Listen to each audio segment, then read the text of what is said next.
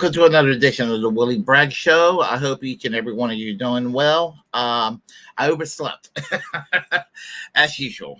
So anyway, I'm here. I'm ready to do a live stream. Do two of them back on back. The benefit of being late for this one is that I will be doing another one that will be on time. So that's a good thing in that regard.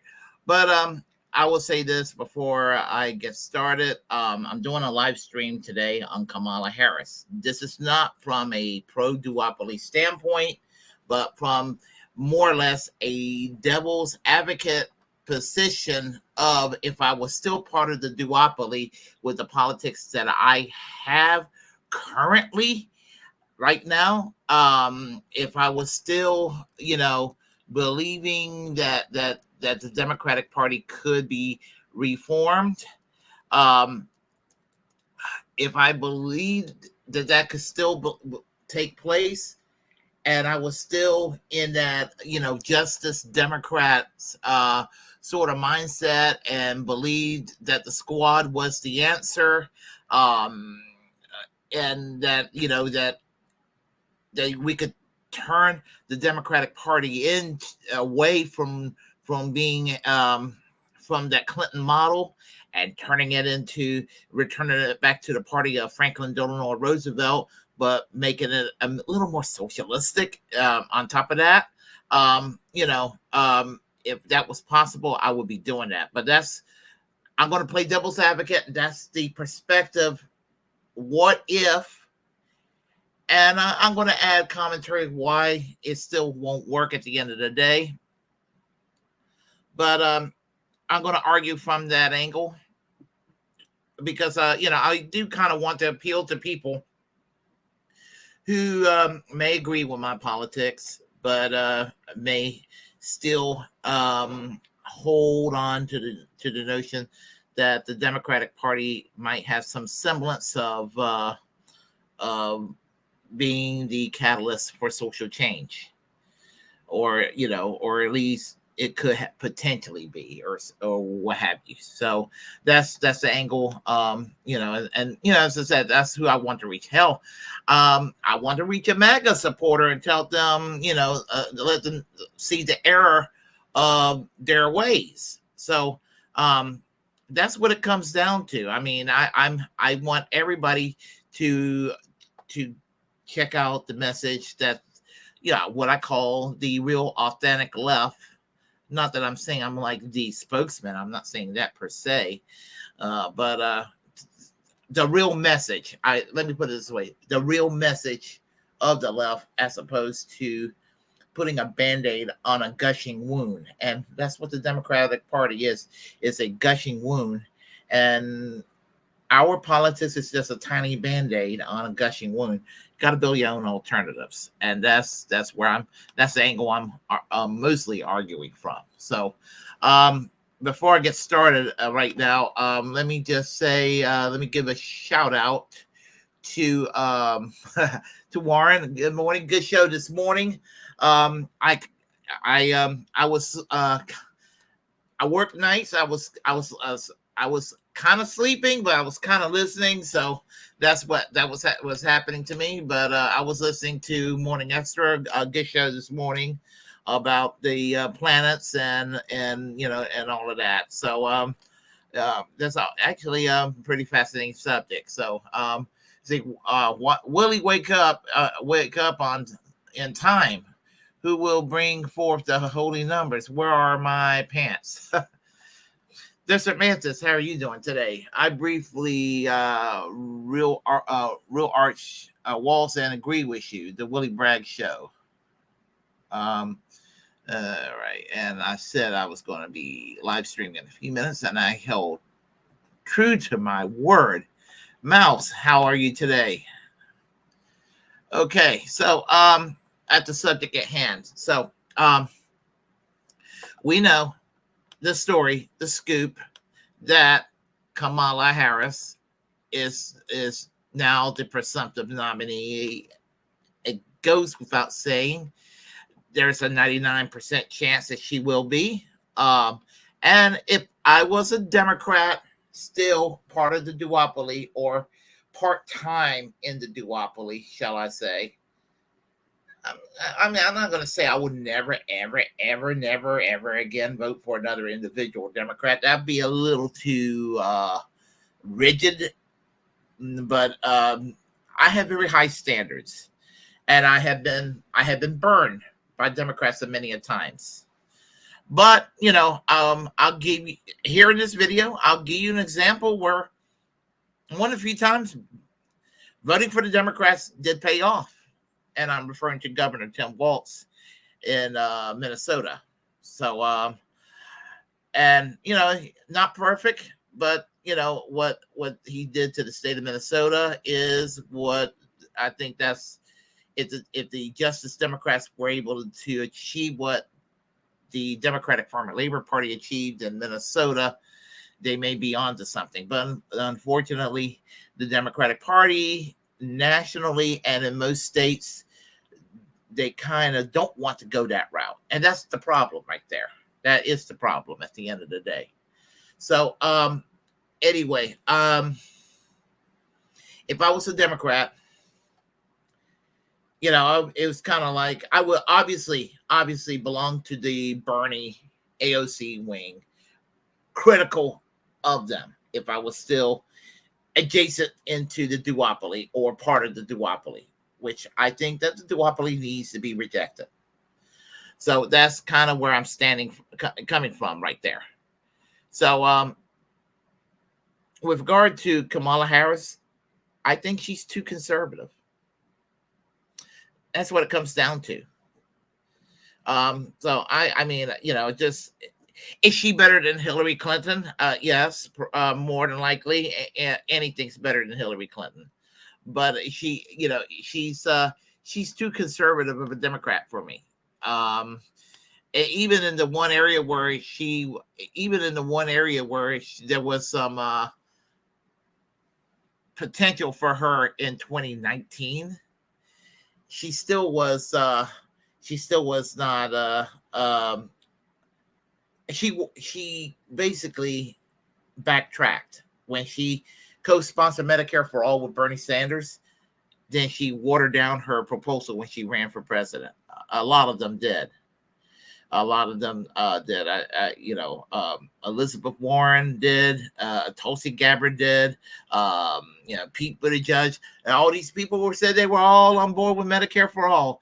And at the end of the day, Bernie Sanders' plan was the best plan of all the candidates running. All the other candidates, they were just they just whisper public option, fuck Joe Biden, because I knew he was not going to work for a public option or lower Medicare eligibility down to 60. He had no intention of doing that. They had no intention of doing any serious prescription drug reforms or anything. And I don't expect any of that coming from Kamala Harris either. Although there are people saying that she's talking lefty talk or what have you. We'll see. And if she ends up talking lefty talk, it's going to depend on who's her VP, which I'm going to talk about in a minute. So anyway, speaking of Bernie, I want to touch on this because this is from Onion Nuggets, and what they had to say, I think it needs to be mentioned as soon as the video gets up there.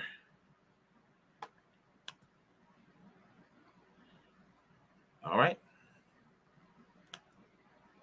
I have not been overjoyed to see the kind of attacks against the President Biden, by the corporate media and by some of the wealthy donors, forcing him to leave the campaign.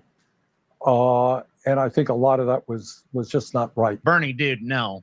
He's horrible. The fact that a deluge of donations poured in as soon as he was gone just shows how much he was suppressing this Well, shit. Bernie's frame of reference is that Bernie's still pretty sharp for his age. You know, he can still go, he can be on a TV show, he can go talk to people, he can debate, he can do whatever. Like, Biden was incapable of doing any of these things. Fine. Yeah, I mean, like, okay, Bernie, I get it. You're old. You can find your way from one end of a sentence to another.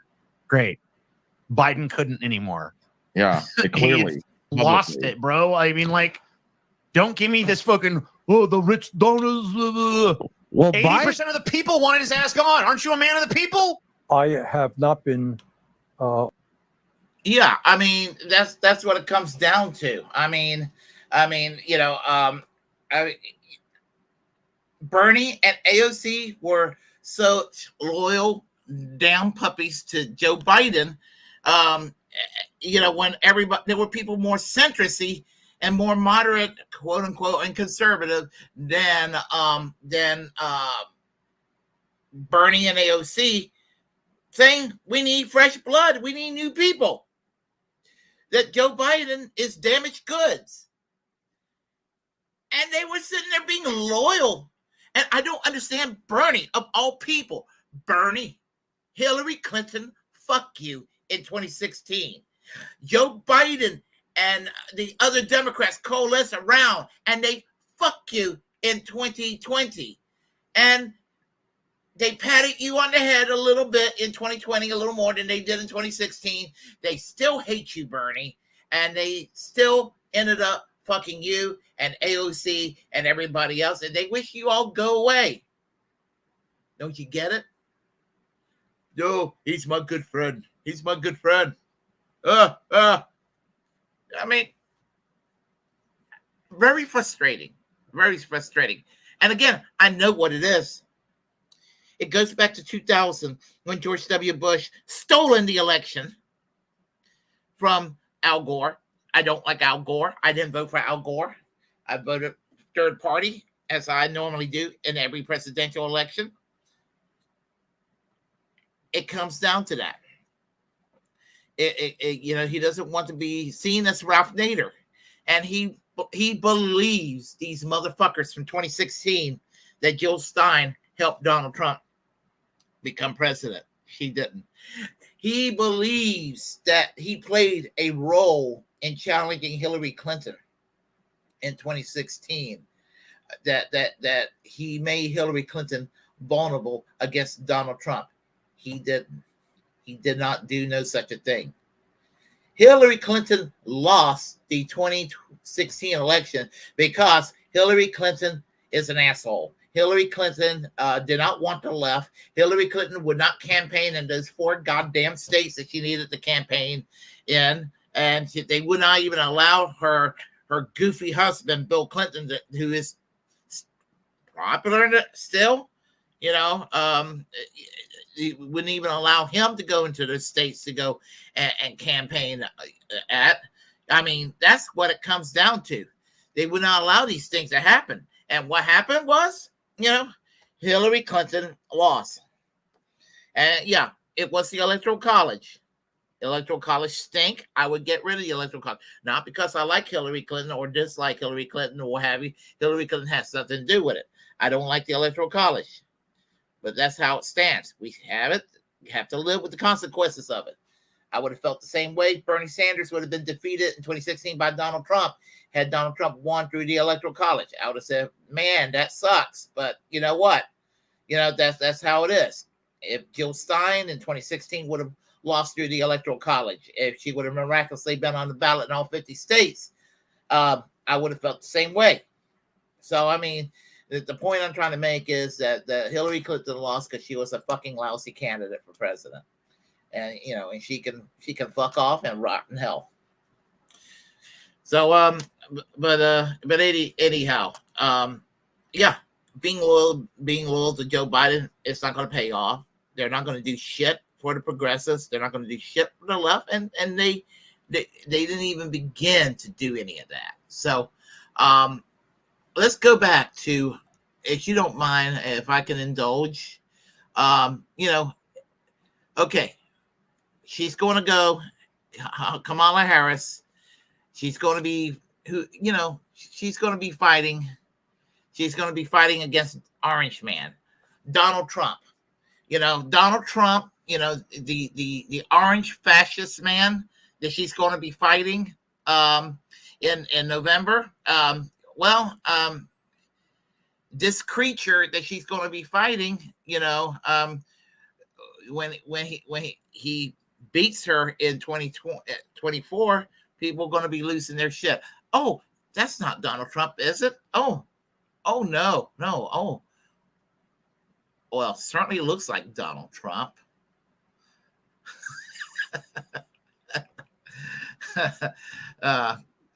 Sorry, I had to go and try to be funny. That's a bitch that I used to that I fought with online, and it just felt vindictive and wanted to compare Connie to Donald Trump in a bad way.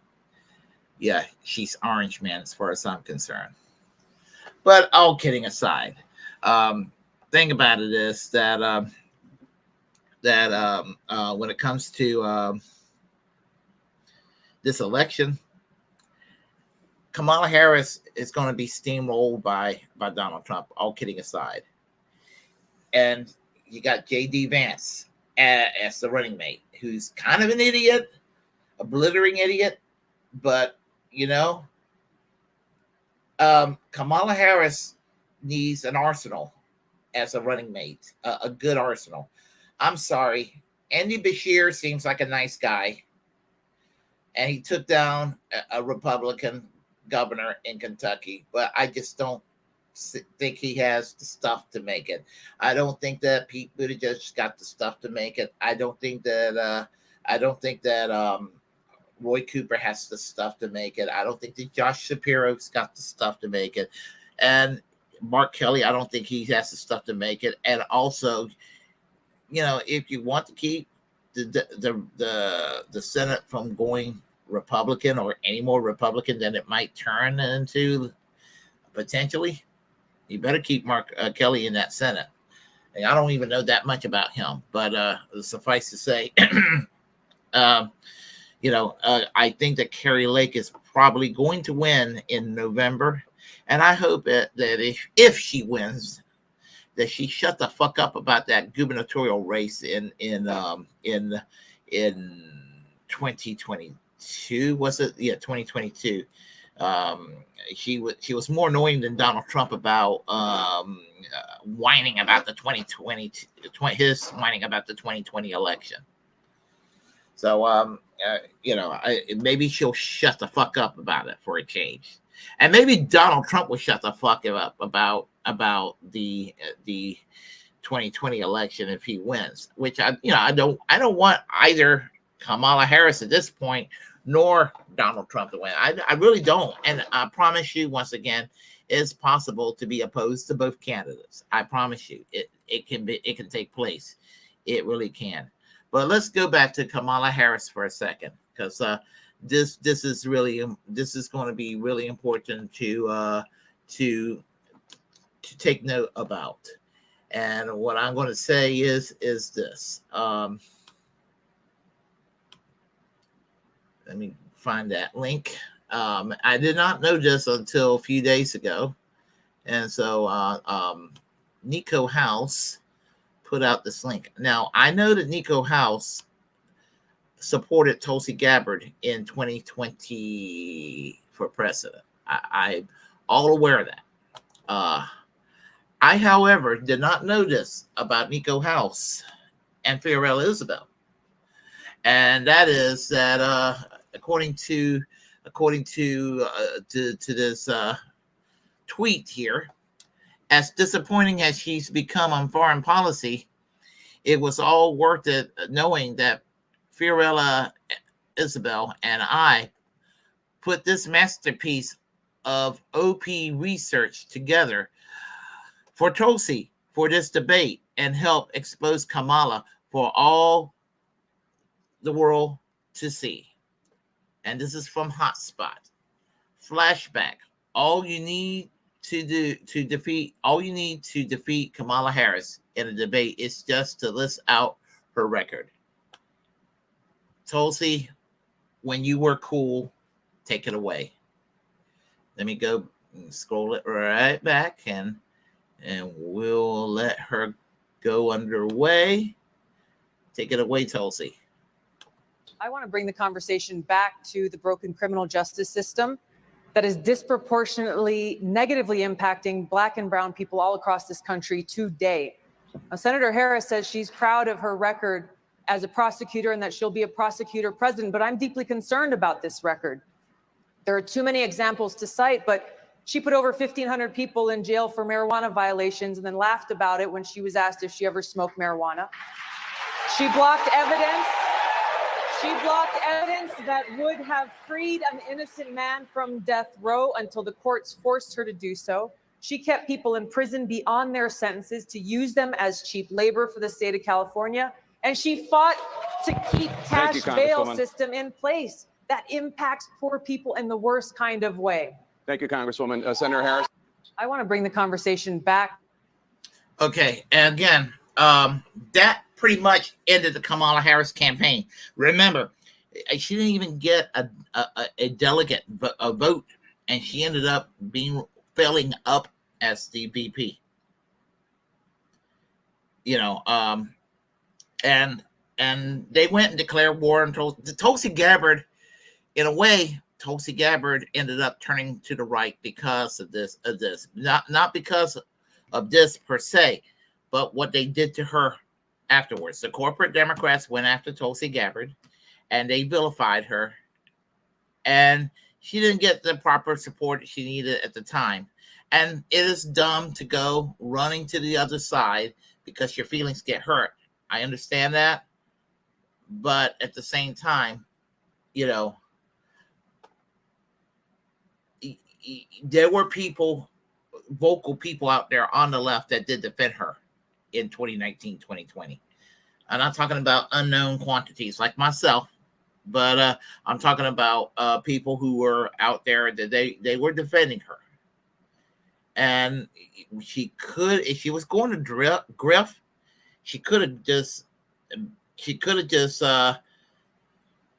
left the military and left Congress, perhaps, and started doing a podcast. And I think that she would have actually be in a good spot where basically Chris Hedges would be and others, and she could sit there and feel free to tell the truth about what's going on with U.S. foreign policy, empire, and that sort of thing. Because she seemed to know what's going on, yet she decided not to do that. And she decided instead of being Abby Martin Light, she turned into Nikki Haley, and it pisses me off. I'm angry with Tulsi. I really am, because she went the wrong route. And I want my $10 back from Tulsi from 2020. I want my $10 back.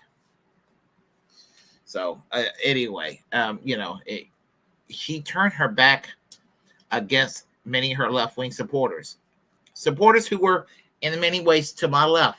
Nico House to my left. Fiorella Isabel to my left. Pasta Jordula to my left. And they supported Tulsi Gabbard. And here's the thing. Let's turn your back on the left. I mean, you turn your back on the left and you go to the right. My God, what is the hell's wrong? So anyway, let's get back to the mainstream politics for a second. Mainstream dull politics for a moment. And we're going to talk about Tim Walz right now. Give me a moment here. And is this it? Yeah. No. That's what I'm looking for. Oh, give me a moment here. Let me correct that. Okay, I almost gave you the wrong link.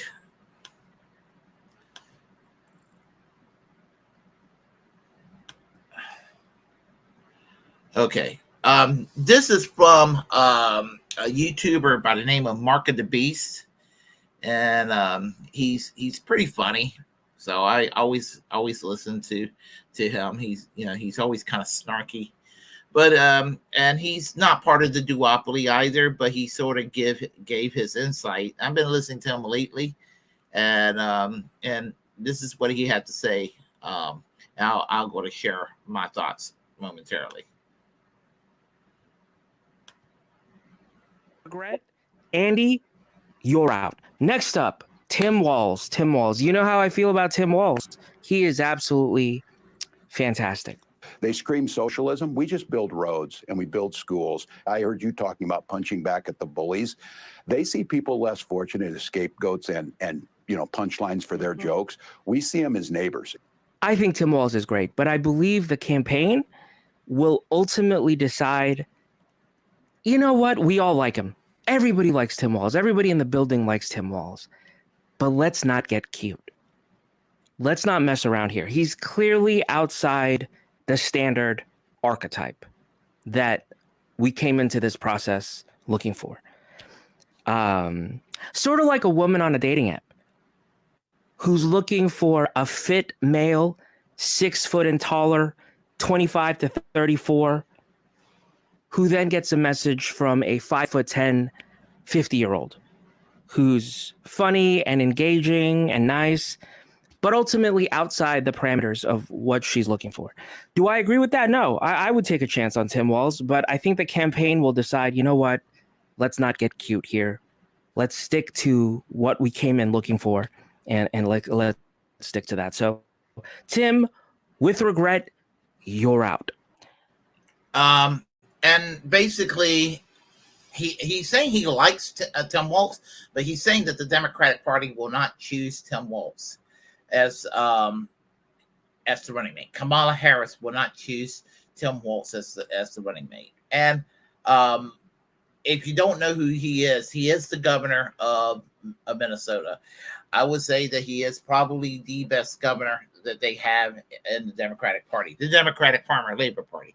Even the state party in Minnesota has a better name than the national party, the Democratic Farmer Labor Party. Historically, the Democratic Party in Minnesota merged with the old Farmer Labor Party, and they became the Democratic Farmer Labor Party. I think there's only one of two states. There's the two states that have a name different from the national party. North Dakota, it was called the Democratic Party Nonpartisan League. And they merged with a small socialist group called the Nonpartisan League. Of course, neither the Democratic Party Nonpartisan League of North Dakota nor the Democratic Farmer Labor Party of Minnesota are socialists now, but this is back in the 1930s when this sort of thing was happening, and different time and different sensibility. Depression, that sort of thing. But think about Tim Walz, the governor of Minnesota. He's basically turned Minnesota into Norway, into Sweden, minus their universal healthcare system, as much as possible that you can do it in a state as a governor with a legislature, with a one-seat majority, Anyone who says that force of vote would not work and what have you, and you can't do what you need to do because you don't have enough people to get it done is full of shit. You weigh your leverage, you do what you have to do to get it done.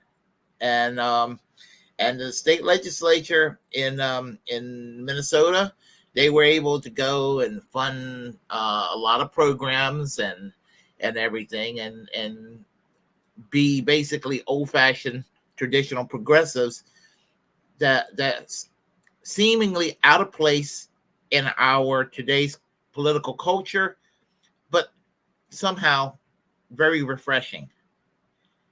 And while I think that the Democratic Party is largely unreformable, can't be reformed throughout the country, that the Democratic Party is morally bankrupt because it can't be reformed because it's too wedged in Clintonism.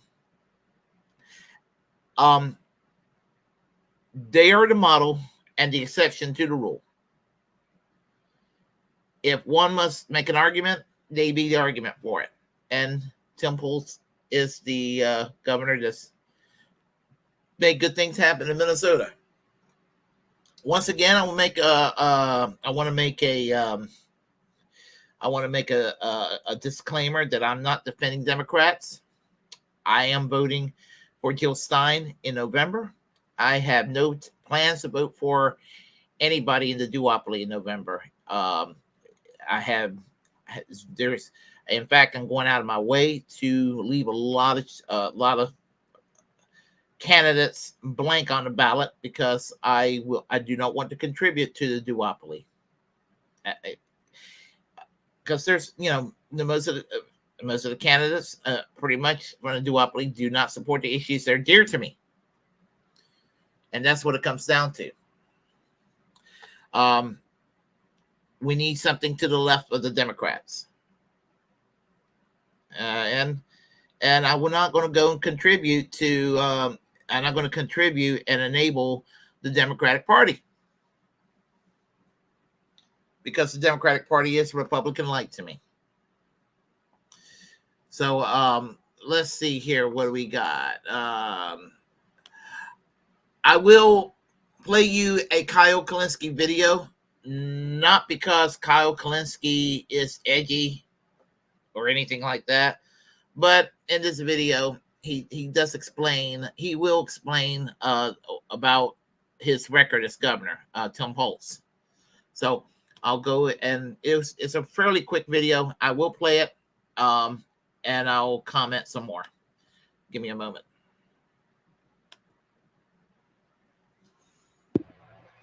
All right, guys, coming at you on a beautiful Saturday for one reason and one reason only.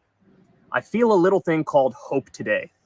So I just got finished reading an article about what went down in Minnesota in this legislative session. Oh, by the way, this is from a year ago. This is when he was fairly getting into his Eminem look.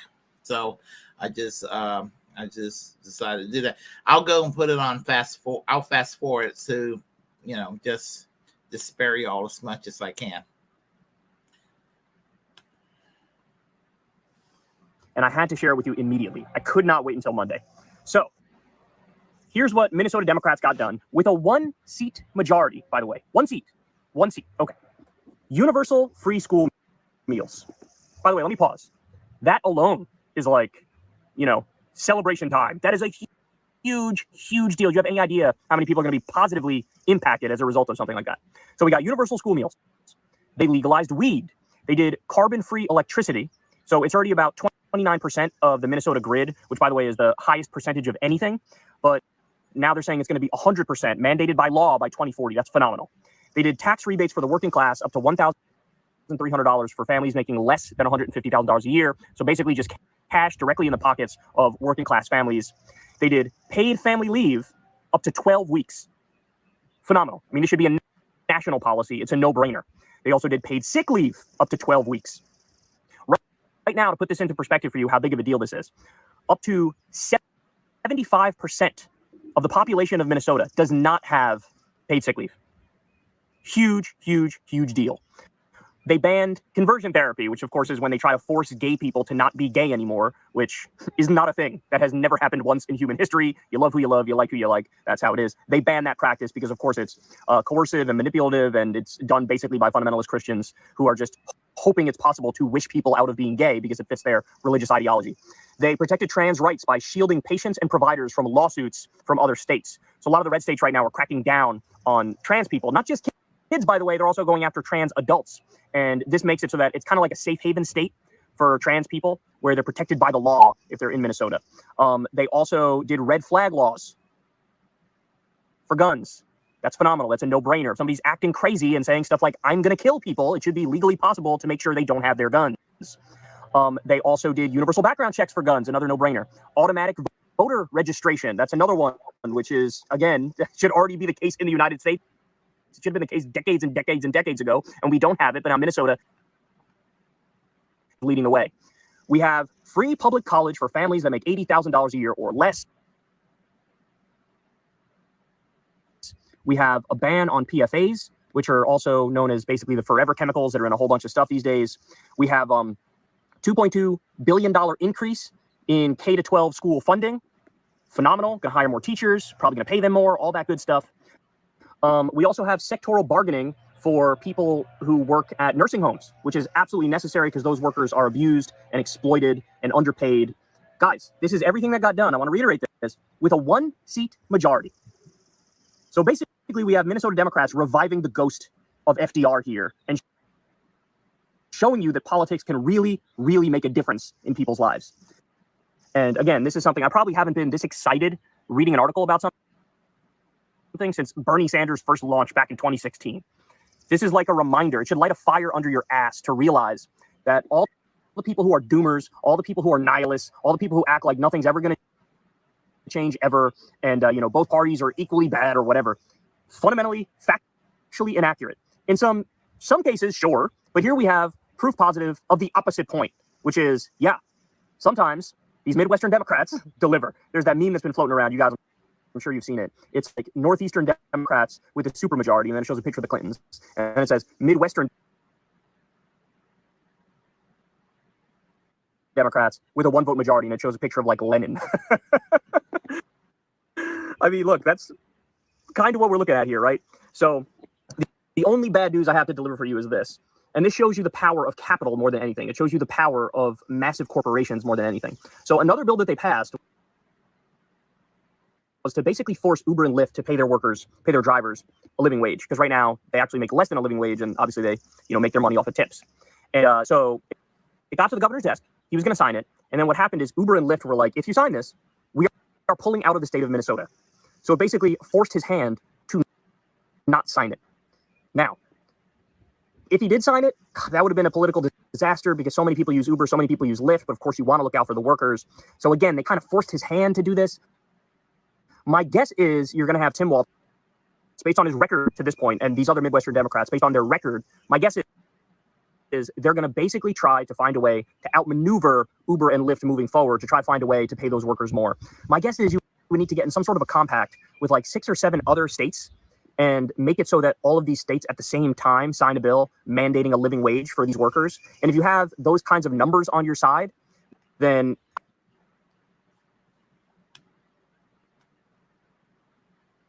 I'm so sorry about that.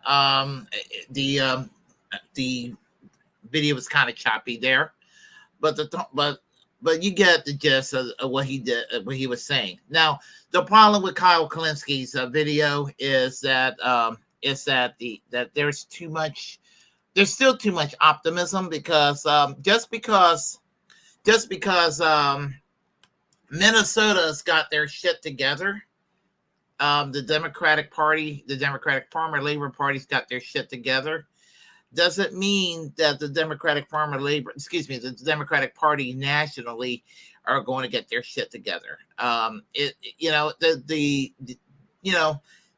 is a different political tradition and culture in Minnesota that's lacking in certain areas. I mean, the thing about it is that the Democratic Party in North Carolina is going to be more conservative than, let's say, the Democratic Party in New York, which isn't that much better in a lot of ways. Or the Democratic Party in Mississippi or Missouri is going to be less liberal than, let's say, in Massachusetts or Rhode Island, for that matter. Or that the Democratic Party in Texas or Democratic Party in Oklahoma is going to be less liberal than, let's say, the Democratic Party in I will say New Jersey or Vermont. You get what I'm saying. But the point is that the Democratic Party it's the stop clock given the right time twice a day in Minnesota. And that's basically the point I'm trying to make. It is what it is. It is what it is. I used to hear and get lectured all the time that you could go and do this precinct by precinct by precinct. But you know how hard it is to get leftists in every Democratic precinct across the country to go and take over. I mean, we're not mobilized. I mean, and sometimes you have to go and mobilize into a third party to try to get the message out, to try to raise the awareness of these issues, to maybe even plant a seed in people's head about these issues.